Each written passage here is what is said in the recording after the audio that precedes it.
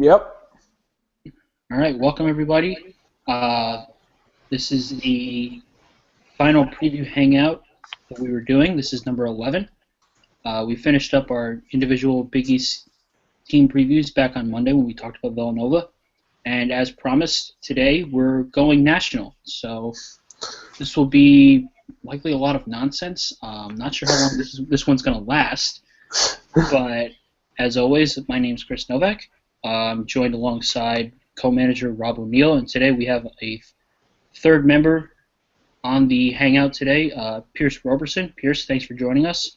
Always a pleasure, you guys. Miss being with you guys. It's always fun.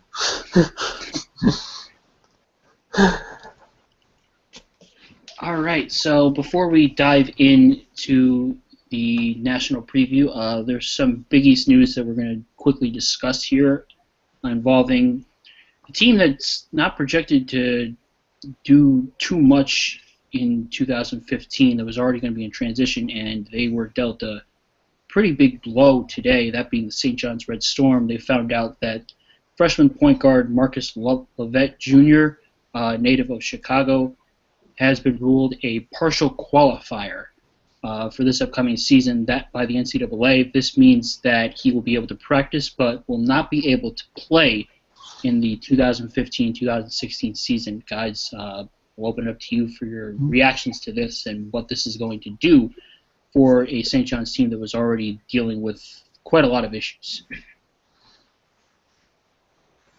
I think he would have probably been the starting point guard on Friday and probably their best scoring option all year. So it's definitely a big deal. They lost, I think, something like 95% of their scoring from last year. So, they were already going to have some problems replicating that. And then to lose Marcus Lovett, who, partial qualifier thing is kind of, he either qualifies or he doesn't. Don't make him practice and not be able to play. That's kind of garbage. And I know he is planning on suing the NCAA. St. John's might be planning on suing the NCAA as well.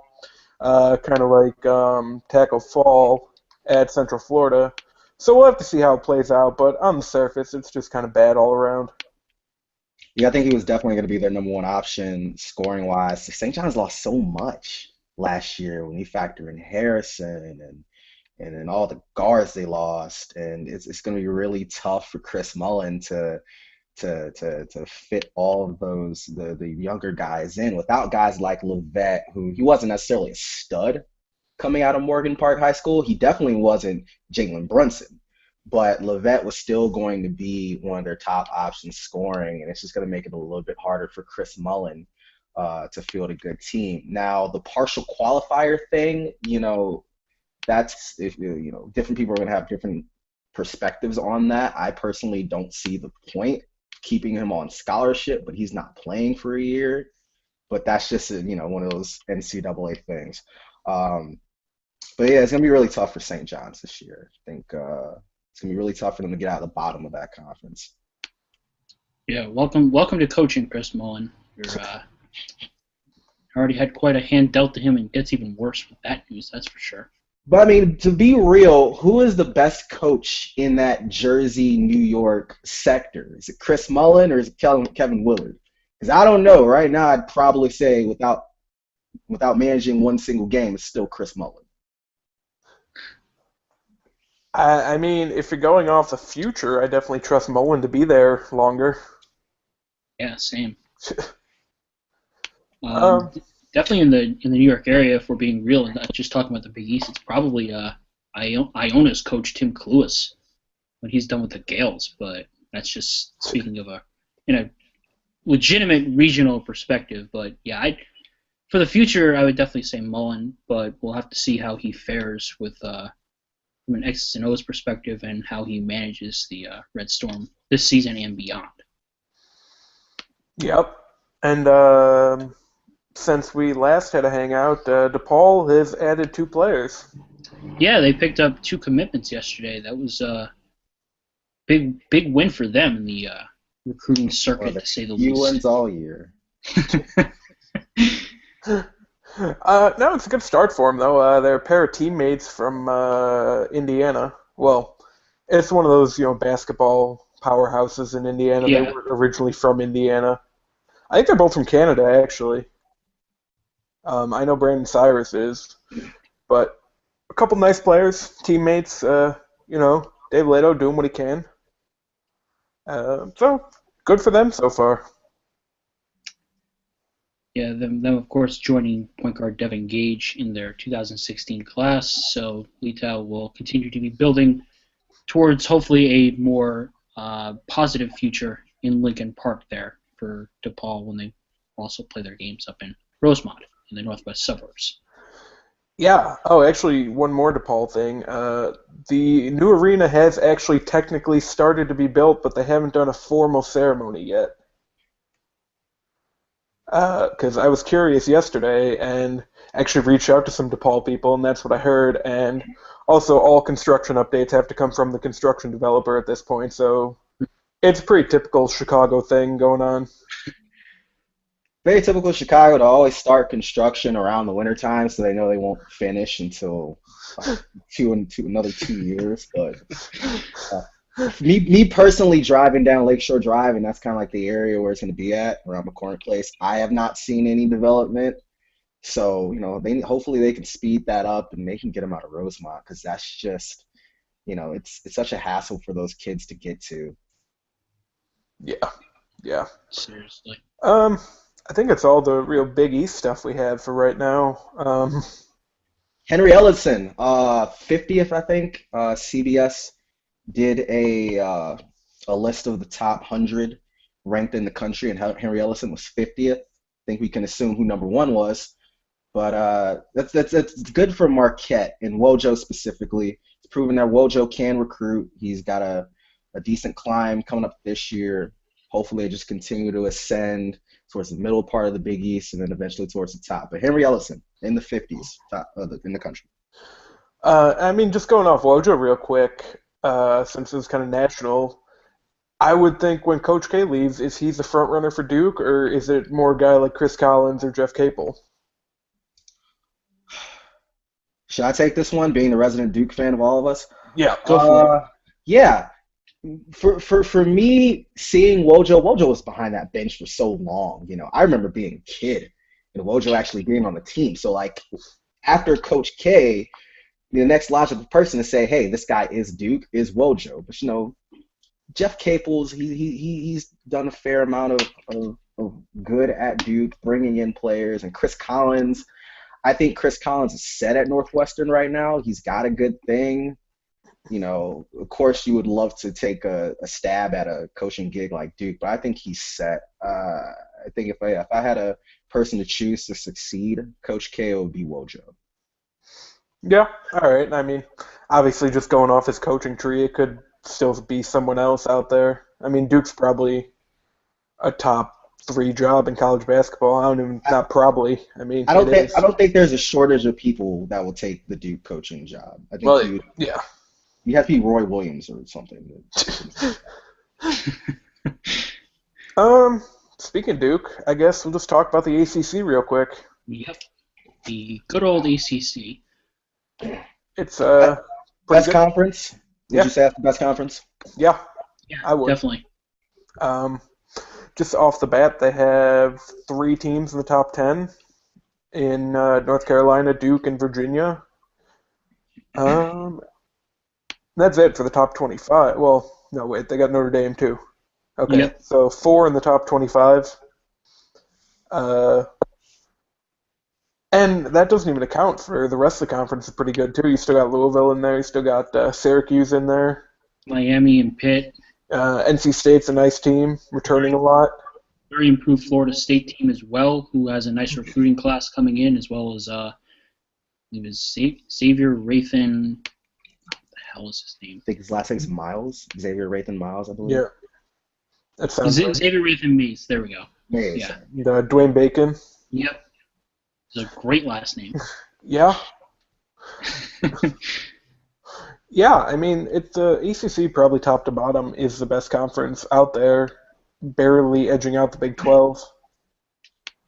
Yeah, I this is completely unbiased from my Carolina hate. I do think Carolina being at the top ahead of Maryland specifically is a little bit too much. They come back with with all five starters. Justin Jackson is entering his junior year, and he should be a beast this year.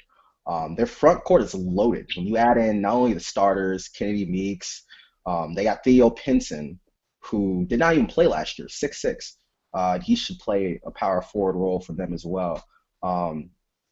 See, with North Carolina, you're guaranteed at least one good Carolina team every 4 years. Roy Williams will put three teams out there and they'll suck, but that fourth year they'll have a veteran team, and they'll make a run at the Elite Eight. They'll make a run at the Final Four. They're a favorite. I don't know if top in the country. I don't know if I'll give them number one in the country. At least not right now. No, I think preseason number one this year more than ever. There could have been about 6 teams you could have put there.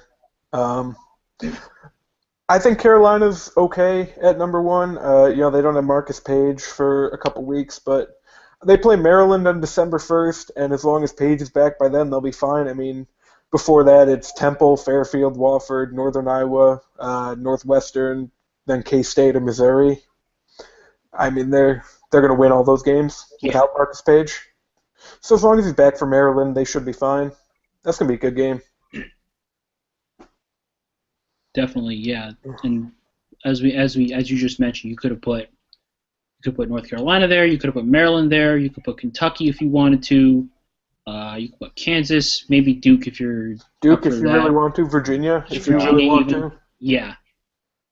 I know Virginia actually got an AP first place vote. Yeah, they did. They got a vote, and Duke didn't. Yeah. And Duke's higher at 5. Yeah. Trying to make sense out of that. And then in the coaches poll, Kentucky, Carolina, Maryland, Duke, and Kansas all got first place votes. What do you think of about Ohio State? Not even now Ohio State. Iowa State at 7, losing Hoiberg to Chicago, and now, I'm not sure if I agree with Iowa State that high up so early. I have to see them with the new head coach. Yeah, I mean they're returning pretty much everybody, but it is going to be different. I mean, they lost Hoiberg and their top assistant. Yeah, I'm with you guys here. There's certainly no denying that Iowa State has a ton of talent coming back. Monte Morris, Niang, just a few names right off the bat there. But I do have my reservations about them just because of the new coach, Steve Prohm. I want to see how they're going to perform under them because certainly Fred Hoiberg did a lot for that team in terms of how they played, what their style of play was, and he was probably easily one of the best coaches in the nation. But based on talent alone, I get it. But certainly a team like teams below them in the coaches poll, like Oklahoma, Villanova, Arizona, Gonzaga, Wichita State, just based on from a coaching perspective, I could definitely see them being ranked higher than Iowa State right now, just because of the reservations that you may or may not have on their new head coach. I mean, I think my other problem with Iowa State is they really don't play anyone until conference play starts, so we're not really going to know what to expect from them. Also a very good point. Their best non-conference game is probably home against Iowa or going to Cincinnati.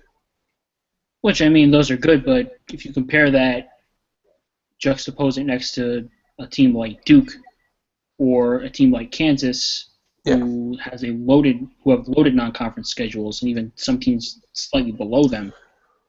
But then their first conference game, they go to Oklahoma. Yeah. So they'll be thrown to the wolves right away. Sure. I mean, I think they have one of the 7 or 8 best players in the country in Gorgeous Niang. Oh yeah, no question about that. But and Deontay Burton is pretty good. Mm-hmm. Monte Morris is pretty good. Yep. No. Abdel Nader is pretty good. Cried and Joy Skokie. Yeah. So I think Iowa State is a little bit too high, but you'll get that sometimes. Yeah. I mean, we don't really have a format here, so Yeah, They were just going off the cuff. A non-conference game that nobody is talking about. I think a lot of people are focusing on, the Maryland and Carolina game. Next week you have Kansas and Michigan State. You got Kentucky and Duke. Nobody is focusing on number 9 Gonzaga at number 12 Arizona. I believe that's December 5th.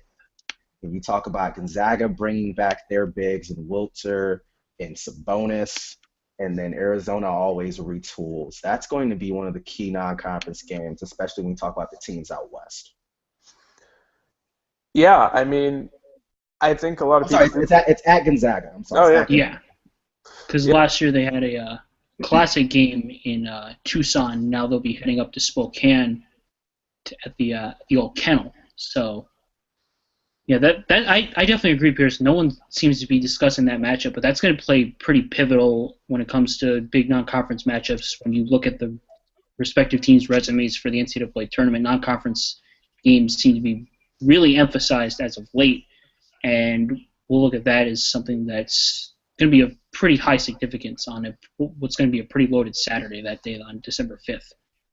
yeah, and Arizona actually has probably the best bigs that Gonzaga is going to see this year in Caleb Terzuski and Dusan Ristic's pretty good. Trans Comanche coming in pretty good. Mark Tolson's pretty good. So it's actually going to be a pretty good matchup. Yeah, I definitely agree with you there. Let's keep talking non-conference matchups. I guess what are some other non-conference matchups that may not be Big East related that you're personally looking forward to right now? Um, I think Duke Utah is going to be pretty good. Yeah, I was just talking about that one actually because it's a day Yeah, I after would my agree on that one. yeah.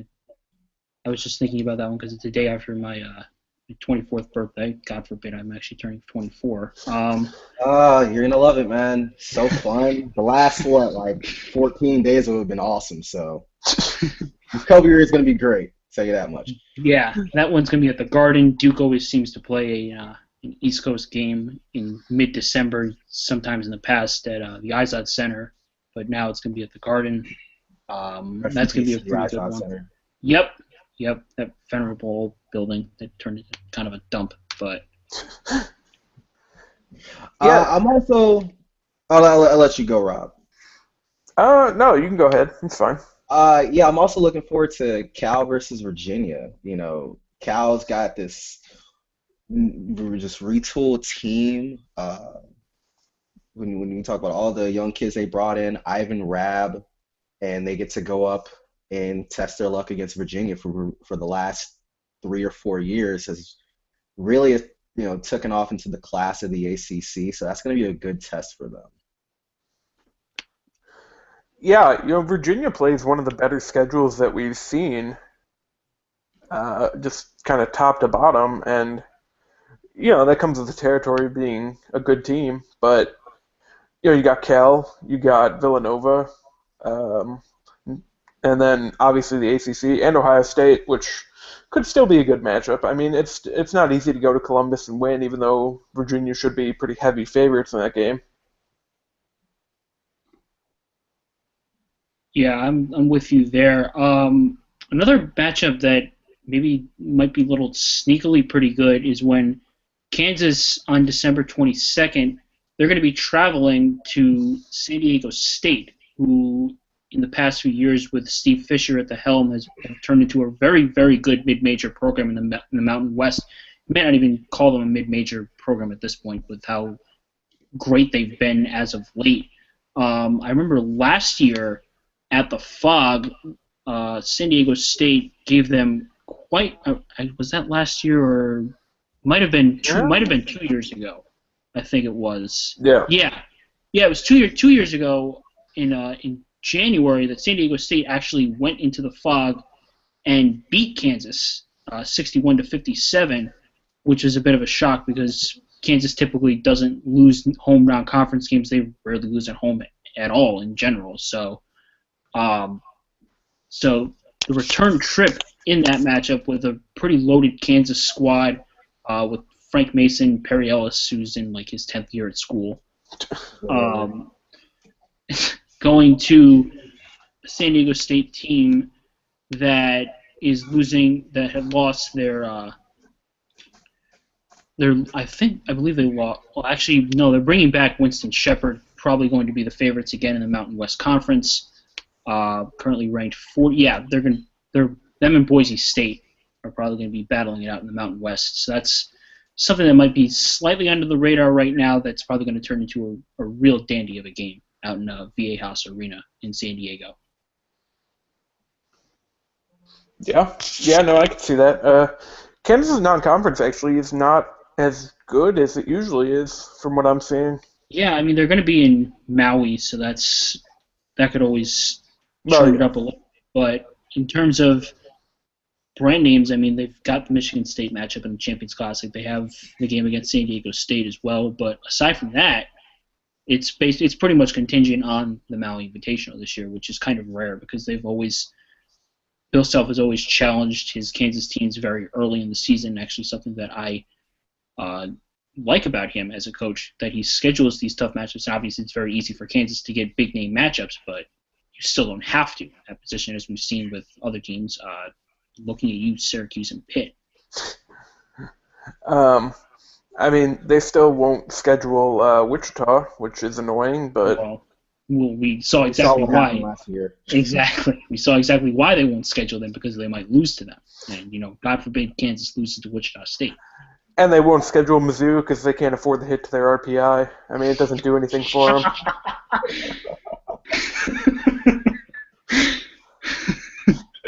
Oh man. Uh, You know, speaking, real quick, I saw a comment on Facebook with everything's going on with Mizzou now.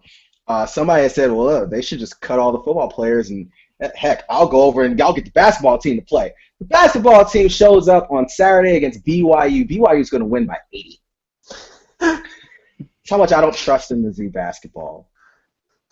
No, Mizzou basketball might actually lose to Maryland Eastern Shore, if we're being honest. I'm not sure if it's going to be that bad, but They as will. you said, Maryland Eastern Shore does return some of their leading scorers from last year. I mean, they will lose to Xavier, and then if they somehow beat Kansas State, they'll lose to Carolina by 100, and then they go to Arizona later. So, Ugh, God. It's going to be very, very bad year, a lean year for the Missouri Tigers again. But kind of shifting focus here, would you say that the SEC has steadily improved this year from it being mainly a two-team conference with Kentucky and Florida in recent years, now with teams like Vanderbilt and Texas A&M and possibly even Mississippi State joining into going into the fray right now? yes. Because every school that was bad the past couple of years fired their coach and hit a home run on the hire pretty much. I mean, I don't know. Rick Barnes isn't a home run, I guess, technically, but you know what you're going to get out of him at least. Yeah. But, well, most schools that fired their coach in the past couple of years hit a home run on the hire. Mm. There are certain schools who hired a 59-year-old D2 alum instead of Ben Howland, Hmm. and now Ben Howland is getting all these guys to Starkville. Yeah, of all places, Mississippi State, who was had under 500 seasons in like the last 3 years, as Ben Howland has showed up there and all of a sudden has turned them into a force to be reckoned with. They just got a 4-star today. Yep. Yeah, Mario Kedler. Yeah. I'm curious to see what happens to Florida though, Yeah, I agree with that. because I don't know if it's actually a good job or if Billy Donovan made it a good job. I don't know how easy it is to recruit there, especially since football's going to be back on the rise. Yeah, Um, looking at Florida, um, Billy Donovan was such a factor at that school for so long. Now you got Michael White coming in, 101 wins at Louisiana Tech, but Louisiana Tech is not Florida. And I mean, Florida is a football school, but basketball has such an imprint at that university. Are they going to embrace him the same way that Billy Donovan was embraced? How quickly can you turn this Florida team into a winner in the SEC, which really is not that hard because you look at SEC basketball, there's Kentucky and everyone else. yeah. Yeah, I mean, it still technically is Kentucky and everyone else this year because Kentucky is a lot better than them all. But Oh yeah, the gap between 2 and 8 or whatever is closing. There's still that gap between 1 and 2, but you know, it's kind of like the Big East in that it's Villanova and everyone else, but the Big East, the gap between 2 and 5 or whatever is closer. yeah, and then you have to go all the way down to like the Mississippi States right now, at least Auburn's, the Missouris, to find the real seller of it because, like you said, from like Vanderbilt through like A&M, Florida, LSU now with Antonio Blakeney and Ben Simmons, arguably the best freshman in the country. Uh, in South Carolina, even now, Georgia was good last year. They'll probably be decent again this year. And Mississippi, Avery Johnson has done a good job on the recruiting trail at Alabama, of all places. Yep. Tennessee should be interesting, I guess, with Rick Barnes as the head coach this year at least. But yeah, on LSU, they're a team that I'm interested in seeing just because I want to see how all those moving parts are put together and how they play with one another, really. Yeah, with LSU, Ben Simmons has gotten the majority of the hype, and rightfully so. He's the best freshman coming in. But Antonio Blakeney, I saw this kid at the McDonald's High School All-American game. He can really ball. 6'4", he's got size on him for a point guard. He can dish the rock, he can shoot, and when you got a guy like Ben Simmons to slash towards the hole, he's really going to take a lot of the edge off of Blakeney and just let Blakeney play his game. And that's going to be really, really crucial for LSU. I don't think LSU has seen a team like this since Shaq in '91, maybe. Yeah, or even the team that had Big Baby Davis and went to the Final Four. Tyrus Thomas. And Tyrus Thomas as well. Let's not. Look, there's a list of Chicago Bull draft picks we don't talk about. It starts with 2000, Marcus Pfizer, and then it goes to Tyrus Thomas. So. Oh, boy. Yeah, I mean, a team in the SEC I am interested in seeing is Arkansas, just because they did lose Bobby Portis, who just kind of is technically on the Chicago Bulls now, technically. Yeah. He's there. I think that first year riding the pine, just like Dougie, he's technically there. Yeah. I mean, I thought it would be different with Hoiberg, and it has been the last couple games, but, Bobby Portis did a lot for them. Wasn't he the SEC Player of the Year last year? He was definitely. Yes. Yeah. Yes, he was. So, I mean, that's going to be hard to replace. They got Jimmy Witt, who's pretty good.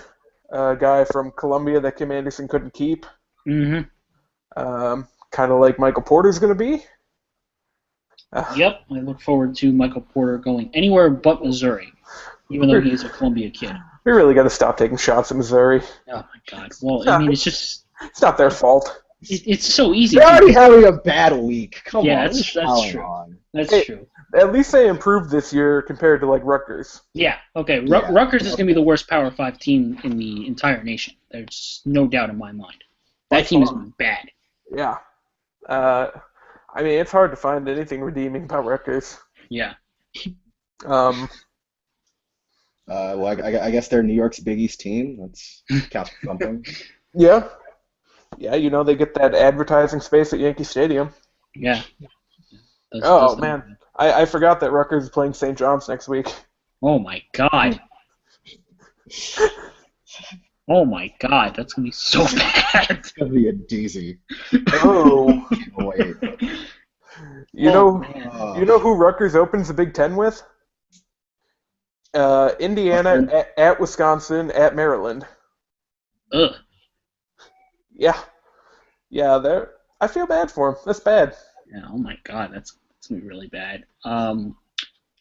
So Kentucky coming off of a year where they almost went unbeaten. They lost to Wisconsin in the national semifinals, the Final Four. Returning once again, they returned Poitras. They returned Tyler Eulis. They'll have Jamal Murray, who is a five-star recruit from Canada, who had to choose between Kentucky and Oregon. A lot of people actually thought he was leaning towards Oregon, but wound up choosing the Wildcats. They'll also be bringing in Scalabissiere into the fold. Uh, Briscoe. Isaiah Briscoe as well from Roselle Catholic. Tyler Eulis Um, is still there. yep. So I guess projections for Kentucky to I guess continue to be what they've been for what seems like forever now with Calipari at the helm. They're another team though that their non-conference doesn't do anything for me. I don't know. Maybe my standards are too high. No, I mean, you look at it, you have the matchup with Duke, which will be fun. Then there's UCLA, which will be, I guess, solid. It's a game. It's going to be at Pauley Pavilion, even though Pauley Pavilion has very much lost its luster in the past few years. Then they have the neutral floor matchup against Ohio State at the Barclays Center, and then the annual matchup against Louisville. But aside from that, there's a little bit left to be desired there. You know what would actually make the schedule a lot better if they played Indiana instead of Ohio State? Yeah. That's true. Um, I mean they'll be good, you know. Oh, they also they also played Kansas this year, actually at Fog Out. Oh yeah, I didn't see that. It's kind of buried Yeah. in there. That's my bad. Wow. Yeah. Okay, That's it gets a lot better then. yeah. Okay, so they have a random matchup with Kansas. Late January. Yeah, in late January. Okay. Well, Kentucky, hey, if you beat Duke, say Duke beats Indiana at home, then you could say, hey, we're better than Indiana. It's still a moral victory for them, but Yeah. Kentucky, it's going to come down to how they handle Ben Simmons. They got Ben Simmons in the second conference game Damn. at LSU. Yep. It's going to be a good one.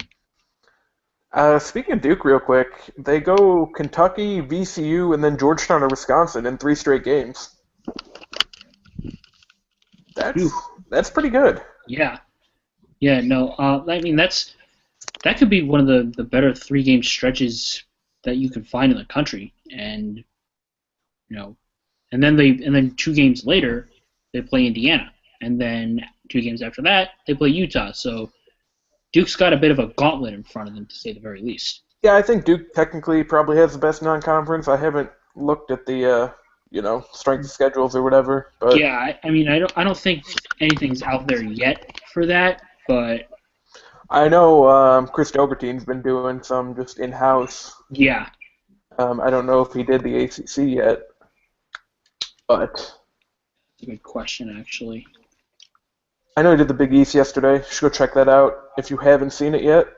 Yeah, he said that I believe Villanova, was it Georgetown and Xavier that had the best non-conference schedules, or was it Villanova and Xavier? I know he had Xavier in there. Yeah, I think it was Villanova and Xavier. Villanova.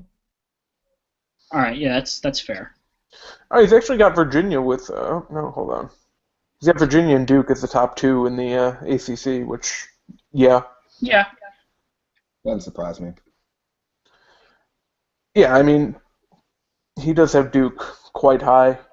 So let me ask you this: with Villanova, you got Oklahoma's on the non-conference schedule. Virginia's on the non-conference schedule. I think there's one other top 25 team. It's losing my head right now. Say Villanova runs the table. Maybe they pick up one loss along the way, or they're your number one seed. Sorry, number 1 in the country, not your number 1 seed. But they're number 1 in the country. You mean like going into Big East play? Yes. I mean, they need some help, but I said the other day that if they were to run the table, they'd be at least top 3 going into Big East play. yeah, I mean, if they lose to Virginia, they'll still be in the top, 10 or whatever. But And Oklahoma too, possibly, because that's what, Maui. yeah, that's a game at on Pearl Harbor. Oh, okay. I'm Yeah. still doing that one. Yeah, no, I think you could definitely make a case that, considering what's in front of them, especially that road game in Charlottesville at the John Paul Jones Arena, that if they were to run the table through that, they could definitely be the number 1 team in the country, or at least get some first place votes, because that's as tough as a stretch that you're going to get in the non-conference season, and you stack it up against other teams that may or may not have a loss or 2 at that point. You could certainly argue that they're worthy of that distinction. yeah. I Yeah. think you go up against Buddy Hield, and then how Virginia has played the last couple years. Villanova's got a shot to be number one, definitely top three. It'd be hard if they go on a Big East play undefeated, one-loss team to not be top three. I'm really excited to see Jalen Brunson. After seeing him at Stevenson for so many years, it's going to be a joy to see him run that offense over in Philly. Oh yeah, absolutely. Um, Another guy that couldn't be kept in Illinois, which you know, it's just how it is by now. Yeah, yeah. Get used to it, I guess. It's Speaking of been what, Illinois, 10 years since that national championship game. Still scarred. yeah, I mean, when's the last time that Illinois got the top recruit in Illinois? Because going back to Derrick Rose, they haven't. It's a very good question. I mean, You'd have That's a very to. good question. well, Bruce Weber couldn't recruit Chicago anyway. Also facts. I mean, You'd have to go back to like the late 90s, early 2000s, because I'm pretty sure Quentin Richardson was number one yeah. in the in Illinois, and he went to DePaul. I don't know how that happened, but I mean, Bruce Weber, his brother coached John Shire in high school, and he still couldn't get him. So, yeah, yeah. yeah. Let's hope that he's still holding on to a job at the end of the year. Yeah, um, I'm looking good at Kansas State.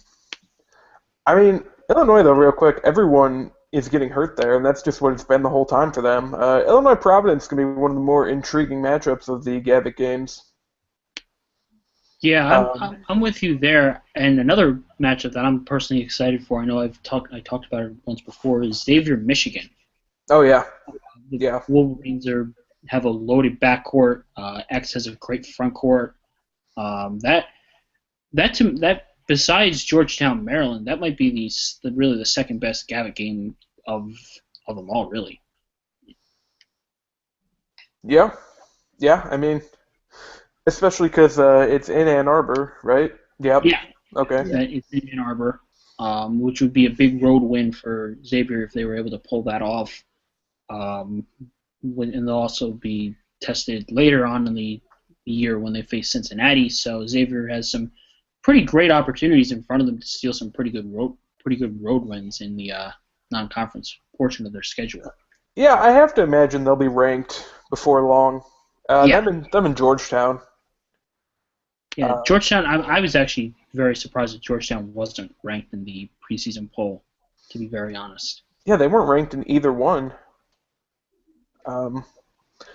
which was kind of crazy. I mean, they're returning the bulk of. I mean, they lost Josh Smith, but returning the bulk of their team from last year, and then the couple recruits they got are improvements. So I think Georgetown will be ranked pretty quickly. Yeah, I mean, it's just going to be a wait-and-see approach with them. With Xavier, they should all find their way into the top 25 at some point or another. Yeah. Um, there was a new bracketology today, There was. which is helpful because we talked about the one from August the other day. Yeah, so now we get to talk about a new one today, Which, if we really want to. actually, while we're Which one? talking about bracketology real quick, Jerry Palm had Villanova as a 4 yesterday. Which, I I don't really get that. I don't get that either. I mean, when you consider who was on the 4 line with them, too, it was like, well, it's not like they don't have a bad non-conference schedule, so why do you have them as a 4? Yep. But anyway, Villanova is a 2 in this one. Which is fair. Yep, that's fine. I'm still surprised they're not the 2 in Brooklyn, but they're the 2 in the East, so they'd be in the Wells Fargo Center. Yeah, so that's an advantage for them. Butler is a 4 in the West, which I mean, probably put them as the 4 in the Midwest over Indiana, if you're going 4s. Yeah, Speaking about Georgetown, they're 9 in the East. I think that's a little bit harsh. that's very harsh. Yeah, I don't. Everyone's been That's very underrating harsh. Georgetown. Because if they were 9, I would think that they'd be able to give Carolina a game. And I'm not saying they'd beat them, but if they did beat them, everyone would be like, "Oh, Georgetown was so underseeded." So Marquette is a 12 in the East, which would be And interesting. they're in one of the playing games, correct? Yeah, they're facing Tulsa in the play-in game, which, That'd be fun. I mean, give me anyone facing Frank Hayes in an NCAA tournament game every time. Yeah, exactly. Yeah. So, and then I think actually Marquette would be my 12-5 because you have Ellenson and Luke Fisher going up against Jake Poidel. So that's a pretty favorable matchup for Marquette. Yeah, seriously. Xavier is the 8 in the South against Miami, And their number one is Kentucky. Kentucky. So that'd be tough for Xavier. Yeah. Um, I know Butler may or may not have mentioned has the five in their part of the bracket is Oregon, correct? yep, Yes. That'd be very fun. yep. That would be very fun. And then actually a game that would be really fun to watch would be LSU Providence. Yeah, seriously. Especially when you consider the fact that you can have Ben Simmons and Chris Dunn on the floor at the exact same time. I mean, Jesus, that's two possible top three lottery picks in the NBA 3 months later on the same floor against each other. I mean, that's Well, what yeah, more could you really ask for? Yeah. it's Not like even that. Not even that. Having Chris Dunn and Blakeney go head to head. Yeah, seriously. That alone is an intriguing matchup. Yeah, yeah. So 6 Big East teams. which is more than fair and what we've Fair. basically been preached the entire time. I don't necessarily think it would be in the order that he has them in terms of seeding. I think Georgetown would certainly be a little higher than Xavier. I would throw Georgetown at a 6. I think when I look at the other sixes, you got Connecticut. They're not as good as Purdue or LSU, but Wisconsin is on a downswing. Georgetown should rise up around a 6 or a 7.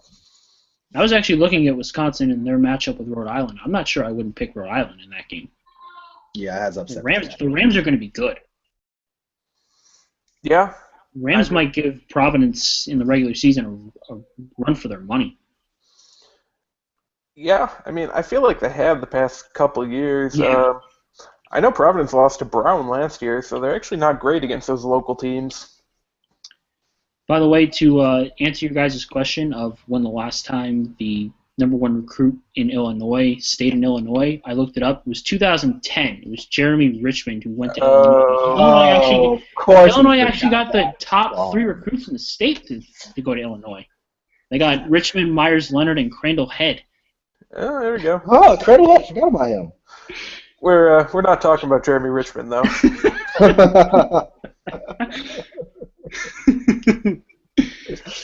Oh God.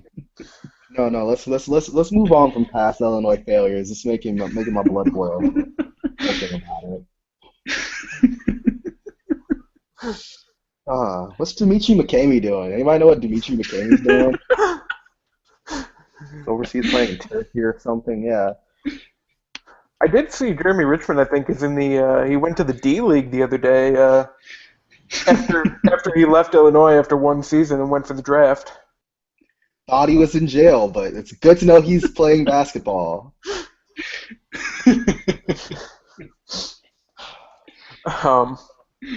Oh boy. Well, Keegan, stand up. All right. Let's see. Where are we going next here? We haven't really delved into the Big 12. I don't think the Big 12 has really gotten any love. Who wins the Big 12 this year? Probably Kansas. Kansas. Yeah, probably Kansas. At least a share. I mean, they've won the regular season portion for the last 30 years or whatever it is. Christ, yeah, like 11 or 12 years. I forgot what the streak I was. think it's 12, but yeah, no, that's who's gonna be the one to put the 1 and 12.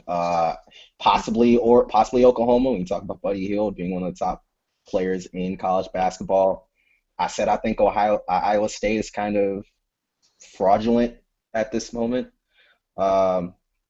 So yeah, when I look at the Big 12, like it's Kansas, Oklahoma, maybe Iowa State, and then the rest are just filler. Yeah, I mean they're a little bit down compared to last year.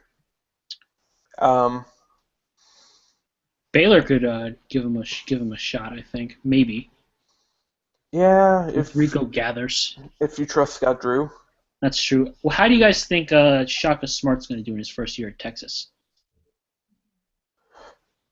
Uh, I mean, he's already got a couple big time commits, hasn't he? I think that sounds right. I want to say you're right. Uh, I mean, there's going to be a transition, obviously, going to a big school after being at BCU, but there's not really a whole ton of pressure at Texas, no, not at all. especially with the football team being what they are right now. All the focus is there.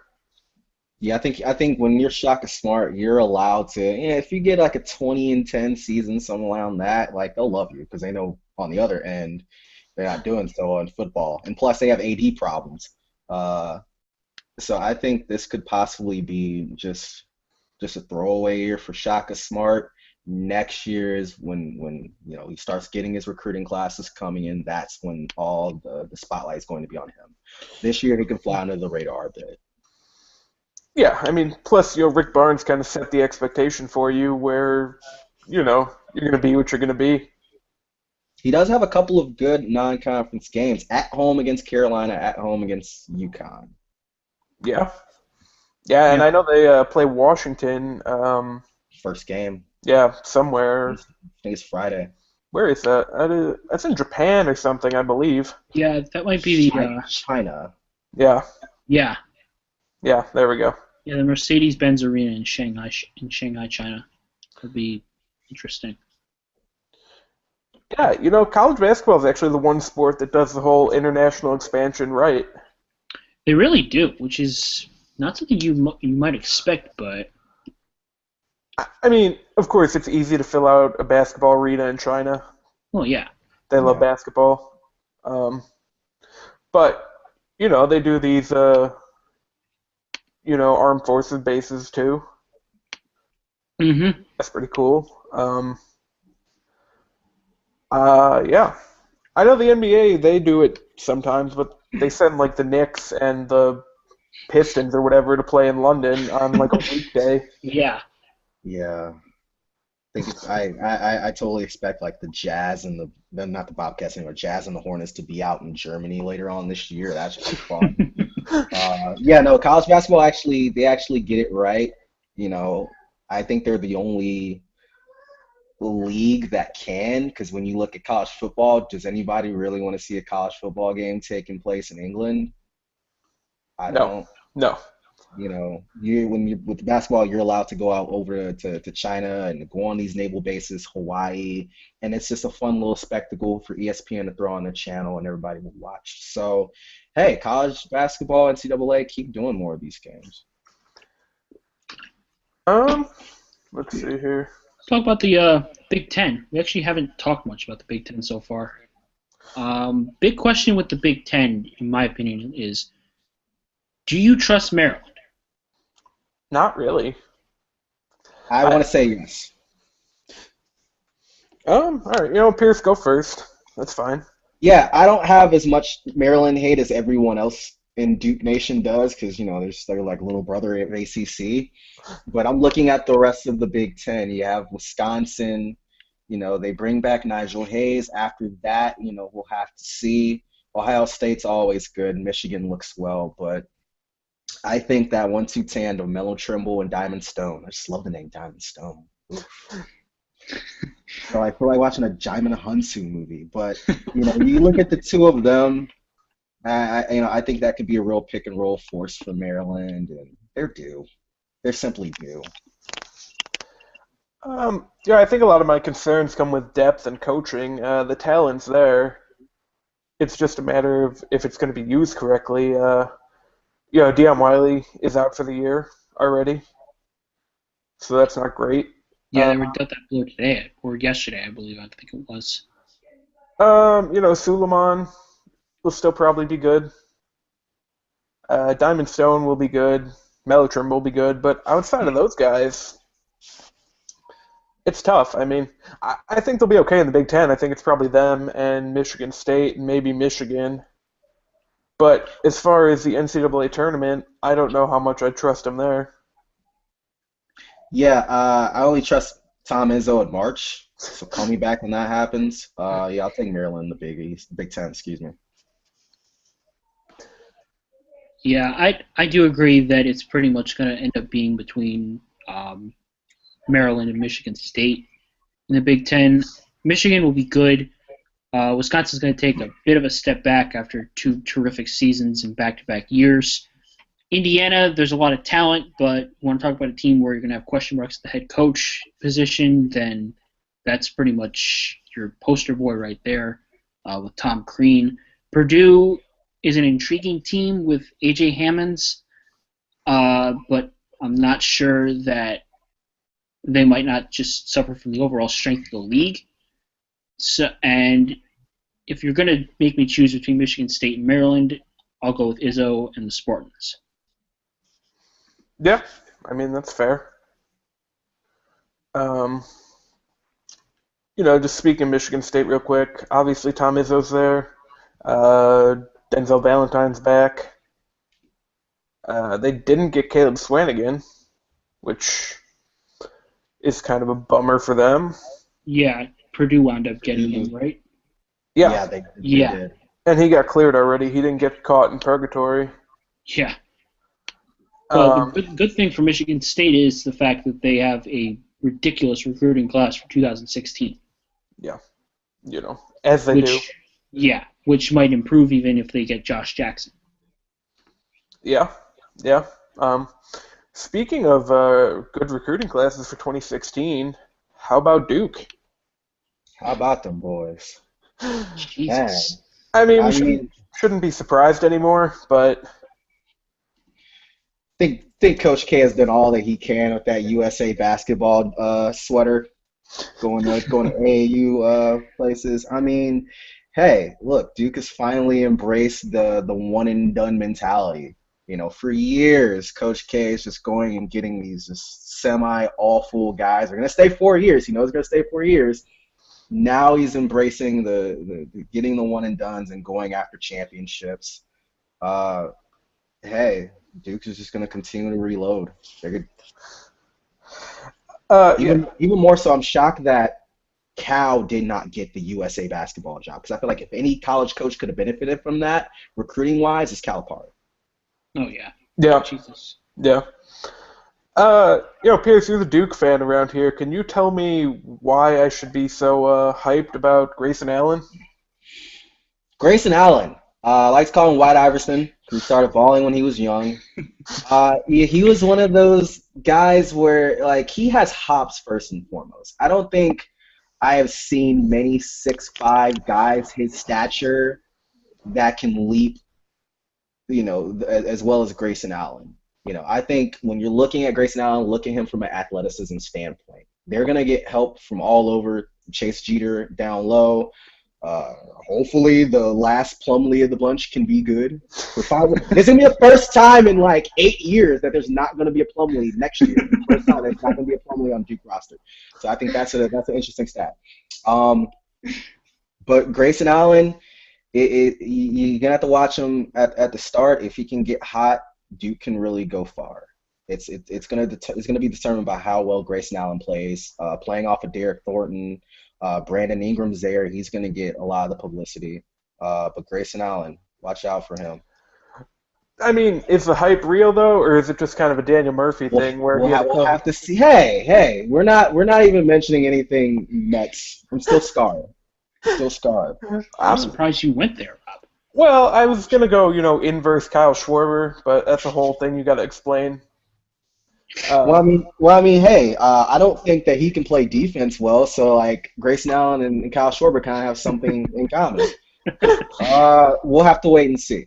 That's the best I can say. We'll have to wait and see if Grayson Allen lives up to now this sophomore hype that he's gotten. I don't think 2 games in the tournament can build you up to be like the next John Shire or the next JJ Redick. But we'll just have to see with Grayson Allen. Yeah.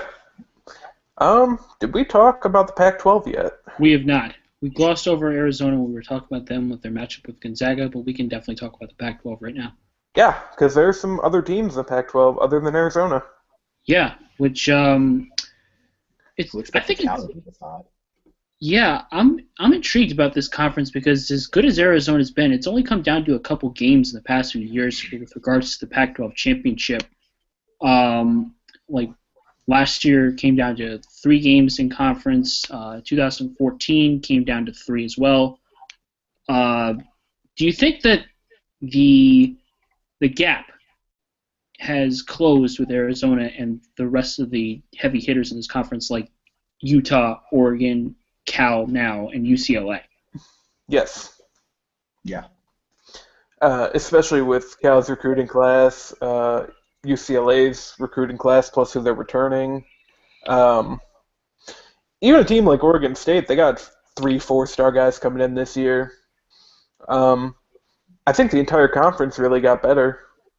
Except for Stanford right now, which is dealing with a lot of injury problems, unfortunately for them. Yeah, yeah, and Washington State's not that good, but Yeah, USC is, USC basketball. yeah, but I think aside from those teams, the conference got better. I don't think they're going to win the conference, but I really like Oregon. I like the fact that they're bringing back Elgin Cook, Dylan Brooks, Dwayne Benjamin. They're losing a lot in the reigning Pac-12 Player of the Year, Joe Young, and also Villanova transferred Dylan Ennis when his foot heals up. Yeah, But the Ducks are a pretty intriguing team out west. Like I said, I don't think they're going to win the Pac-12. I think it's going to be between Arizona and Cal. But between them and Utah, it's going to be interesting to see who gets that third place nod. And if a couple breaks fall their way, maybe Oregon can make a leap up to the top. Yeah, yep, I look at Cal, going out and getting Ivan Rabb and Jalen Brown. I think Ivan Rabb was a good addition. Jalen Brown transforms them into one of the top 2 teams in the Pac-12. So I think the Golden Bears, and they also got Tyrone Wallace coming back, veteran leader, point guard. So that should do well for them. I'm also intrigued by Utah. Utah bring back all of their starters except for DeLon Wright, who's now in the NBA. UCLA went to the Sweet 16 last year. Oregon projects to be good. They came on strong at the end of last year. So I think the Pac-12 is a lot better than a lot of people believe. Arizona's been at that top. They've been the top team for a while now, but we're now starting to see that gap close. Got California right here. UCLA's here. Utah's here. It's gonna be fun to watch Pac-12 games, and not just because of Bill Walton. Yeah, because it wasn't too long ago. This conference was dreadful. yeah, yeah. I mean, it was Arizona and everyone else a couple of years ago. Yeah, and Washington, the winner of the conference was 24-11. They didn't even make the NCAA tournament because Cal wound up winning the conference tournament at 24-10. Yeah, So the rest of the conference was just really, really bad. That year you had Utah and USC combining for 12 wins. yeah. I mean, was that their first year of expansion or whatever? I believe, yeah, it was. It was. Yeah, I mean, there's an adjustment period. Yeah, USC went 1-17 in conference play that year. Ugh, Well, USC had sanctions that's true. and stuff. Tim Floyd kind of messed him up. Yeah, Tim Floyd seems to mess up a lot of things. In his past. I will say this: Washington will be a team to watch, not for the reason that you want to. Lorenzo Romar, it's just gotten a little bit stale at Washington. Is he going to survive at the end of the year? We'll have to see. I think it's tough to fire him though, because they already got Markel Fultz coming in 2016, and they've got Michael Porter's brother committed in 2018 already. So they're still they're going to be big players for Michael Porter, because I think Romar's also his godfather. Yeah. So I think you Yeah. got to hang on to him to see if you can get Michael Porter. I do agree though. I mean, it's been 15 years and they haven't really. In the last few years, they've lost 15 at least 15 in each year. Yeah. If they were 5-13 in the conference last year, I'm not necessarily up to how the Huskies up there handle basketball, but we'll have to see with Romar. Yeah, I mean, what's the farthest he's taken them? They got to one Sweet 16? Two? Yes, two. Two? Nope, three. Because they went to the back-to-back ones, and then, yeah. But, I mean, still not much in a while. I mean, it's not as bad as Northwestern keeping their coach that didn't get them to the NCAA tournament for 15 years. But Carmody. yeah, I couldn't remember his name. I never remember his name. Harmony. Carmody, yeah. Man. All right. So we pretty much agree that Pac-12 is pretty much between Arizona and Cal, and that Utah and Oregon State even will probably be intriguing teams to watch out for, as well as UCLA too. Yep. All right. Fair. That's fair. Yeah. All right, so we lost overall the top conferences. I guess we should move on to the American. Yeah, I guess. Yeah, why not? UConn. How do you guys feel about UConn this year? I love UConn personally. They're going to be bringing back Rodney Purvis, Mita Brima, Seton Hall transfer Sterling Gibbs, who will likely fit in well up there. Daniel Hamilton, who was a very good freshman for the Huskies last year, got some more experience. He's going to be a pretty highly touted sophomore this season. I honestly think that, and I've always thought that with SMU's having their sanctions, that it's pretty much UConn's conference to win, or lose rather. But Cincinnati's definitely going to provide them a tough task, because since he's returning damn near everyone that they have, and they get Mick Cronin back on the sidelines. Yeah. I like UConn, but my problem, and you kind of pointed out for me, all those guys that you named are guards. That's true. Yeah, I don't see a single big on this list who I feel comfortable about. That's true. That's a good point.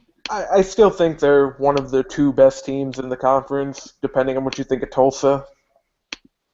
But Kevin Ollie's doing a great job out there so far.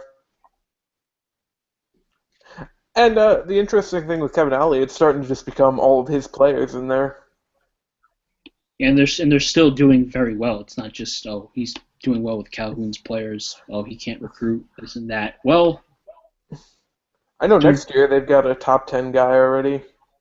Yeah, I forgot who it was. Let me look this up. Eldery Gilbert. Yeah, that's it. So that's big. Yeah, I mean, I could see the American, probably UConn, Cincinnati, and then maybe Tulsa getting a bid.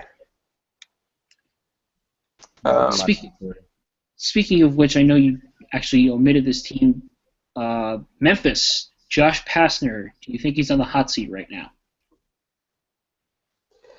Yeah, I mean, it's been weird for them because they were pretty good, and then now they're just kind of nothing special. I mean, Pastner took them to the tournament all the time in Conference USA, and then the one time the first year in the American, and last year they weren't really.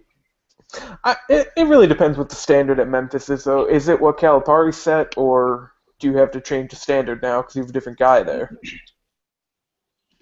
I think that's exactly what it is. You hit the nail right on the head. Calipari had a culture at Memphis, and when he took that over to Lexington, it hasn't really been the same for the Tigers. And we'll have to see. The American is not necessarily stacked, but the top part of the American, when we talk about Cincinnati, UConn, Tulsa, I would take that over the rest of the conference. Michigan's not doing anything for me. Oh, sorry, Memphis. Memphis is not doing anything for me. This might be his last year there. It's Memphis. It's Memphis.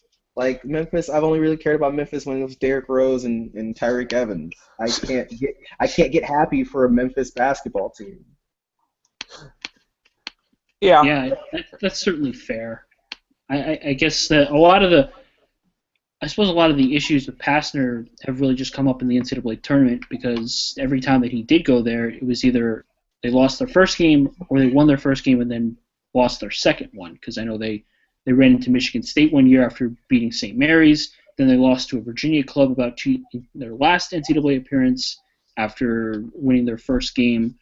So, like you guys have mentioned, it pretty much comes down to what are the expectations in Memphis for Josh Pastner Is it just, oh, do they want more success in the NCAA tournament, or do they want to avoid a mediocre season like they had last year, where they completely missed the NCAA tournament, lost their first American Athletic Conference tournament game to Temple, and went 18-14?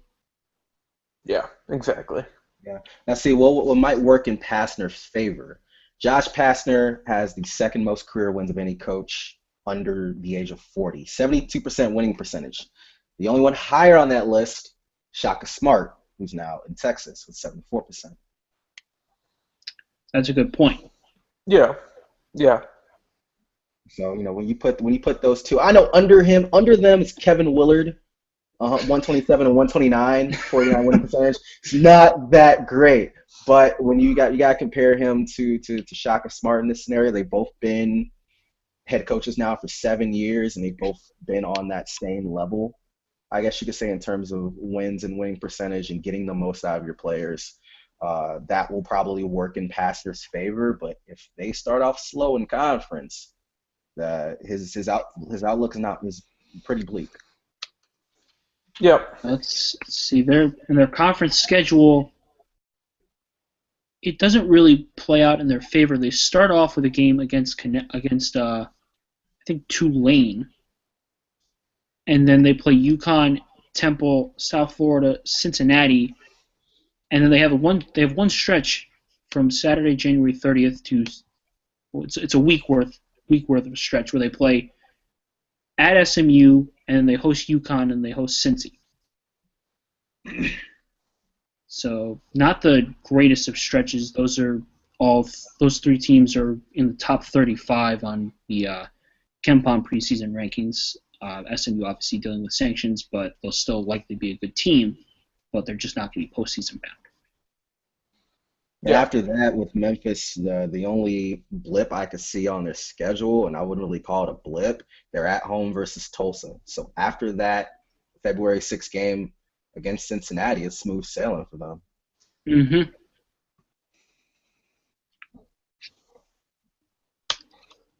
All right, so what do you guys want to go to next here? I want to hear what you guys how would you guys rank the conferences in order? Because we were talking about the SEC earlier. To me, I would put the Big East over the SEC in terms of not necessarily the quality of the teams, but the overall quality of the conference. So I want to know what would you rank the 6 power conferences, I guess, in order? You want to go first, Rep? Yeah. Okay. I think the ACC would probably be the top. Then probably the Pac-12, then the Big 12, then the Big 10 at 3, 4, 3. ACC, Pac-12, Big 12, Big 10, Big East, SEC, and then the American, if you're counting that.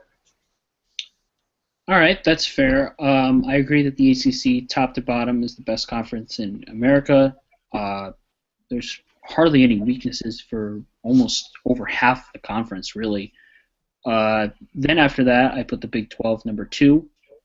I think that even though Kansas State and the likes of Texas Tech and TCU might be bringing the league down a little bit, the top 7, when you consider the fact that you have Kansas, Baylor, Oklahoma, Oklahoma State, Iowa State, West Virginia, and Texas. There's quite a lot of quality there. After that, I'd probably take the Big 10. Even though that Wisconsin's taking a step back, they're still going to be very good. I favor Michigan very, very highly, as well as Michigan State and Maryland. In terms of talent, Purdue, Iowa, Ohio State, Indiana as well. This is going to be a very talented team. So, but the bottom of the Big Ten might be a little bit make it a little bit of a sour, but I still put them 3rd, Pac-12 4th, Big East 5th, SEC 6th, because the bottom of the SEC is absolutely dreadful. I would say after the top 2 teams in the SEC, they're just That's horrible. Also fair. Yeah, the ACC is the runaway uh, top conference. Three of the top six teams are in the ACC: Duke, Carolina, Virginia. That alone speaks for itself. Louisville, be interested to see how Rick Pitino does this year with all of the allegations and just the noise, how his players tune that out. I got the ACC up top. Second, I have the Big 12. Third, I have the Pac-12. I would pick Arizona, Cal over the top teams in the Big Ten, and yes, the bottom half of the Big Ten it really does nothing for me when you talk about Northwestern, Iowa, Penn State. Yeah. Nebraska, Um, Rutgers. Nebraska, Rutgers. Oh yeah, Rutgers. See, I forget Rutgers is ever even a thing. We decided to put Rutgers in the Big Ten, and now they're supposed to matter. No, they're Rutgers. Five, Big East. The Big East always gets flack because college Oh, basketball, yep. but Villanova is one of the top 7 or 8 teams in college basketball. I think with Providence and with Chris Dunn alone being the best player in the conference, that should boost their rank. Xavier's good, Georgetown's good. I like the Big East, and then American Mountain. Well, sorry, SUC, American Mountain West. I like. Alrighty, that's fair. Yeah. Um, not too sure what else we got to cover here. Are we Yeah. doing early season mind blown predictions? Because Yeah. Yeah, we can do that. That's fine.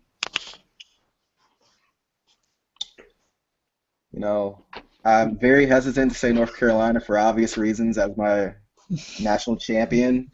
So I'm gonna go. So I'm gonna go ahead and make the safe pick, which is always Calipari in Kentucky. It's been what, 4 years since their last national championship Yep. now. Yeah. When you add on top of Tyler Eulis and now returning Alex Poitras, I really want to see how Poitras does coming off of that nasty injury last year. With all the kids they got coming in, they continuously pull together a top 3, top 5 class, and with the playing in the SEC as bad as it is, it's only going to help them build momentum. And I got Kentucky winning the national championship. They're due after losing it last year. Yeah, that's fair. All right, Rob, what say you? Oh man, it's so tough to pick right now. Uh, I think I would have picked Arizona if Ray Smith didn't tear his ACL, but I don't know. I don't want to pick Kentucky as well, but I think I trust them more than I trust North Carolina or Maryland or Kansas because the eligibility situation with Diallo right now. Yeah.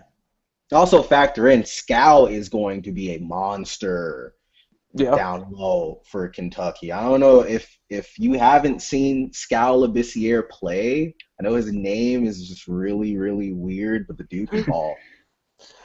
Yeah, I think I'll take Kentucky. I think there are some eligibility concerns with Scal also, but hopefully those can hold off all year. All right, I suppose I'll be different here. I'm going to hem off of what Pierce said at the opening of the show with about North Carolina and how they trot out a great team every couple of years. I think Tar Heels will be cutting down the nets at the end of the season. I think they're way too talented. I think Marcus Page is probably the second best point guard in the country behind Chris Dunn. They're loaded in the front court. Got great guard play. I mean, it's always tough to predict these things in November, so you kind of have to go safe. But I'll shy away from Kentucky and say UNC is going to be the national champion in April. Yeah. As much as I hate that pick, it's a good one. Uh, Oh wow. 23-year-old Elon wide receiver Dimitri Allison die after falling at Carolina. Speaking of Carolina, Yeah. Ew, that's not good. Yikes. very tragic. Yeah, seriously. Um, I guess we'll do first teams. Yeah. All right. So first team All Americans. Either of you want to start here or? Can we just knock off Chris Dunn? Because I know we all have Chris Dunn on the Yep. list. Yep. Yep. That's fine. It's tough to go too That's far. easy to say. It's tough to go too far off of what the AP picked the other day. Yeah. Um, a guy I think could end up being there at the end of the year, probably Marcus Page or Melo Trimble. So, I mean, I don't know. I don't know if I have a set first team, but I think Chris Dunn will be there. Um, Marcus Page, um, Ben Simmons. I know that's three guards, but Yep. Well, I think Simmons is Simmons a forward? Yeah, yeah. Simmons is a Oh, forward. okay. And yeah, Simmons a forward. Marcus Page, Trimble will be on there. I already said Chris Dunn. Yeah, I haven't thought about it all that much. Just kind of going off of what the AP said the other day, though. Buddy Hield probably be up there. That's fair. Obviously, for me, I'll go Chris Dunn. Uh, I'll go with Buddy Hield to join him in the backcourt. Actually, gonna say instead of Niang, I'm gonna say Kentucky freshman Jamal Murray. I think Murray is gonna be one player that a lot of NBA people should probably watch out for. He's gonna be pretty damn awesome, and I think he'll edge out Niang at the end of the season. I think Ben Simmons will join him. And fifth and finally, I'll say Kyle Wiltshire of Gonzaga. So basically the exact same picks as the AP, but I'll swap out Niang for Jamal Murray. Yeah. Yeah, I like Ben Simmons. I think you got to if you throw one freshman in there, it's gonna have to be Ben Simmons. Um, Chris Dunn is obviously there. Buddy Hield is there. I was thinking Wiltshire. I like Kyle Wiltshire. I think he's going to be a top 5 pick in the draft. So I'll throw him in there on my All-American list. And if I had to go another guy, just because I like Scal, when you got a 6'11" forward who can play away from the basket, it's not necessarily an Anthony Davis, but he has the makeup to be this year's AD, this year's Karl Anthony Towns for John Calipari. So yeah, I'll go Scal. That's my 5th All-American. All right, that's fair. Yep. I do think Nigel Hayes, if Nigel Hayes can lead Wisconsin, top 10 maybe, you can throw him in there as well. Malcolm Brogdon's back at Virginia. If you want to get a little bit saucy, Fred Van Vliet, God, it's a tongue twister. He's there at Wichita State. He could possibly rise into that and into the top 5, but I'll keep it simple. Scal, Wiltshire. That's my top 5. Okay. Yep. Alrighty. Believe that about does it here, yeah? Yeah, I think so. All right. Well, lasted about an hour and a half, so fell shy of the 2-hour mark as we thought we were going to get, but that's not a huge issue, I suppose. No, we covered a lot. Yeah, we did. We pretty much talked about every conference at a decent length. So, folks, thanks for joining us. If you decided to listen to us for the last hour and a half, the season is only 2 days away from beginning, so get ready because it's an exciting time here. Pierce, thanks for joining us tonight. Thank you, guys. And yeah, that pretty much does it. Well, we might be having a podcast on a weekly basis. We still haven't discussed that, or a hangout as we've done recently for these previews. We'll keep you in tune about that. Stay tuned for our continued season previews for Big East teams here on Big East Coast Bias. And thank you for joining us, and we'll see you next time. Yep.